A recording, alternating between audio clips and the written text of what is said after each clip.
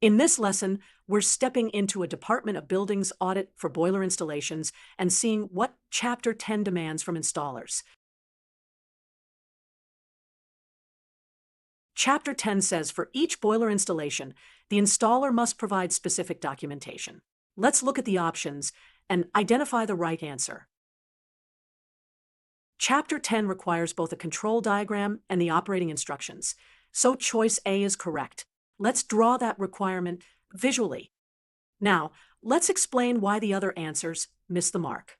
Choice B only offers the brochure, which is not sufficient documentation. Choice C omits the required diagram. And choice D incorrectly says the requirement disappears when the boiler is smaller.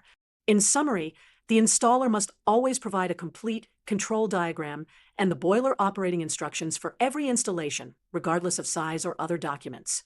Keep Chapter 10's requirement in mind whenever you review boiler compliance during an audit